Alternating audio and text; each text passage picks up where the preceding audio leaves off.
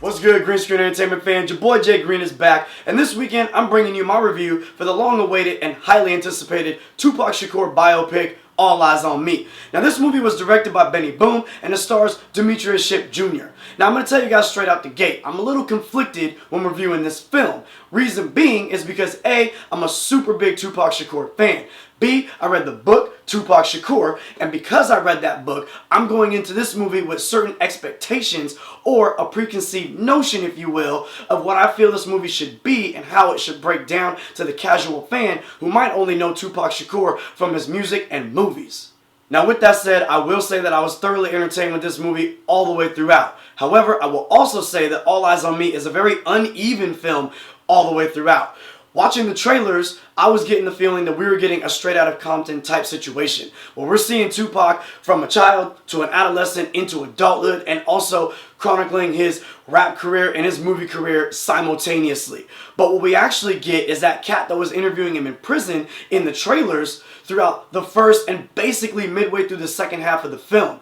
Now, the problem that I had with that is that when he's interviewing him, we're getting flashbacks of the stories that Tupac is telling. So we're kind of seeing him go through these situations. We got dates, we got places, we got all of that, but not the most detail within those stories that he's telling.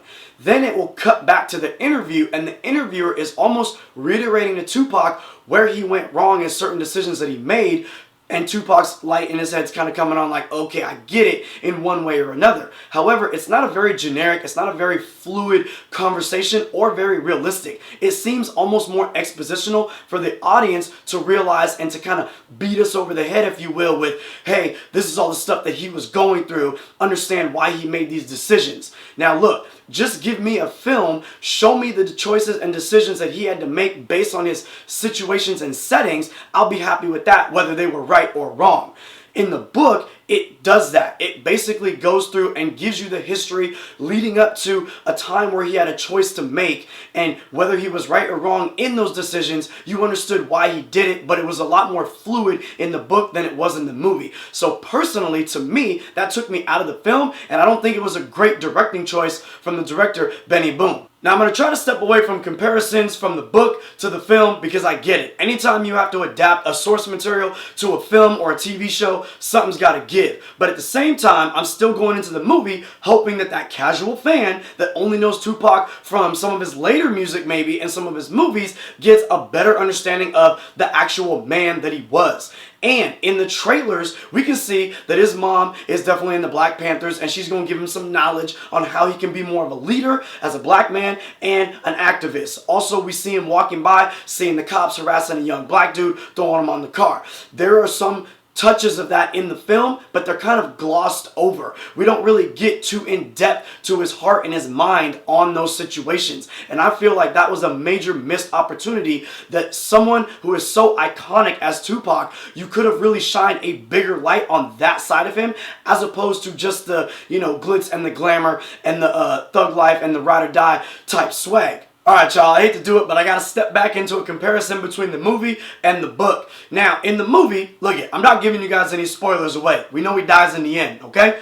But in the movie, as it shows you accomplices, possible accomplices, I should say, or alleged accomplices, whatever, to the crimes or to the shootings that he was involved in, whether it be in New York or whether it be when he got shot and killed in Vegas, in the book, it explains who these people were, who they were dealing with, what their reputation was, how he met them, how he became involved with them, how he got deeper involved with them, things of this nature. In the movie, it doesn't really do that. It just kind of throws them on screen. I don't really care for that. Again, if I'm a casual fan and I don't know anything about this story at all, I'm a moviegoer. I want some more details. I want some character development. Who is this guy? Why is Tupac going to trust him the way that he does to allow himself to be in these positions? I mean, he was obviously charged with the rape. That's in the movie. But the way that it's going down in the book and the way that reports read, if you were around or if you read reports of that situation going down, doesn't really address it like that in the movie. So again, I understand things are going to be different from source material to film,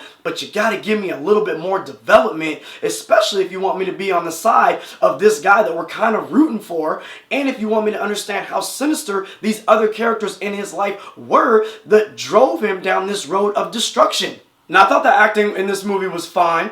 It wasn't anything spectacular. In the beginning, it was a little bit hard to believe the chemistry or relationship between Tupac and his mom. The chemistry was a little off, but later down the line, they definitely had some really emotional moments and some awesome conversations together that I really bought into, and that was great. Really pulled me in the film. I also thought it was interesting that they got the same dude that played B.I.G. in the Notorious movie in 2009 in this movie to play B.I.G. I thought that was really fun and kind of cool, because after Straight Outta Compton came out, I said, shit, I was so pumped up. I was like, you should just make a hip-hop cinematic universe. It will be all of that.